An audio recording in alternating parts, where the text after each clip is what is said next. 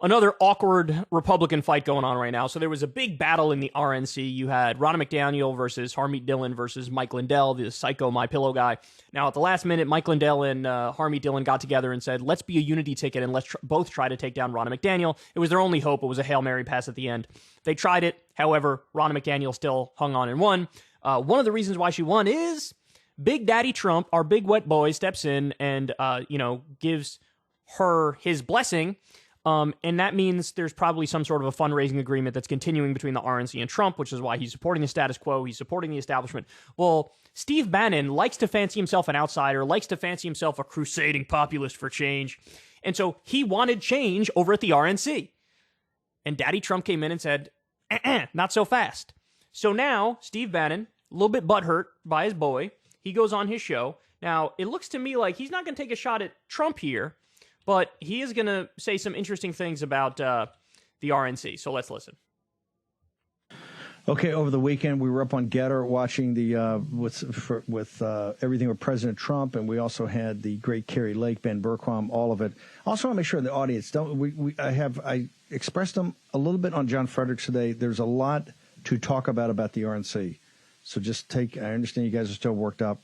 Whatever you do, don't send them any money. Just take a deep breath. There's going to be a program and a plan for all of it. Just take a deep breath. But what happened in Maine and what happened in Arizona are quite important at taking back these state parties, the precinct strategy, all of it. Now, Steve, are you going to keep it real and tell everybody the truth? That your boy Donald Trump was the one who stabbed you in the back? Your boy Donald Trump is the one who got Ronna McDaniel over the edge? It's amazing the dynamic on the right with Trump. All these right-wing commentators and Trump, because even Alex Jones, for example, Alex Jones sort of like broke up with Trump one day over the vaccine stuff because Trump keeps either not saying anything about the vaccine, or if he does weigh in, say, I did an amazing thing, I did a great thing, the vaccine works, it's wonderful. And so Alex Jones went after Trump over that, and then the next day immediately cucked himself because his own audience, excuse me, his own audience was like, hey dude, that's still our boy.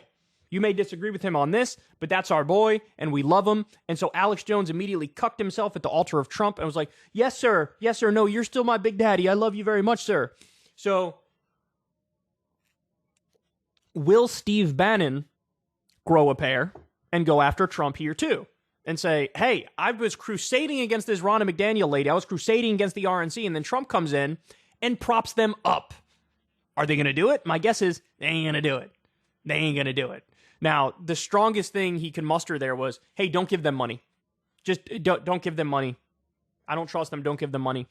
I find that so rich, because this is a guy who was convicted of fraud federally because he did a fake private border wall scam. Remember that? Like the We Build the Wall scam? Here, donate money to us. Here, they raised millions and millions and millions and millions of dollars. It's all right, guys, we're going to take this money and build the wall. Of course they didn't build the wall. Of course they don't have legal authority to build the border wall based off, Mama and Peepaw sending them $10. Like, what are we talking about here? And what did they do? Well, they were found guilty. Him and the other guy, Brian Colfage or whatever his name is, they took some of that money and kept it themselves and spent certain on a yacht here and this there. And I remember covering the specifics. I'm blanking on a lot of the specifics, but just know millions of dollars of that they stole. They stole. And they also lied and made very specific claims, like 98% of the funds are going directly to the wall. That's not true at all. And so I find it funny that a guy who's a convicted fraudster is like, whatever you do, man, don't send money. These guys are sketchy over here. Thank you. You're Steve Bannon. Thank you very much. It's too good. It's too good. I love it all. Anyway, let them fight. I find their cuckery is off the charts, man. Between Charlie Kirk and Steve Bannon, like, look, you guys are furious with Trump. Keep it real. Come out and say it. Grow a pair. Come out and say it. And also, why aren't you leveraging this issue to say, hey, Don, if you don't start doing things I want, well, guess what? There's a little guy by the name of Ron DeSantis who's running, or will probably run, and I'll support him. But they don't do it, and they can't do it.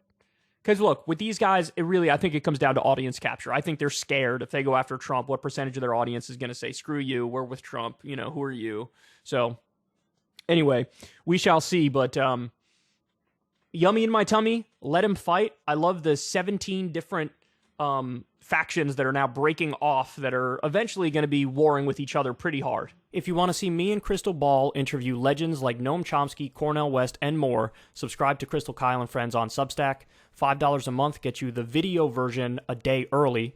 Remember, we take 0 ad dollars for this podcast. Or you can sign up on Substack for free and get the audio version a day later. Link in the video description box below.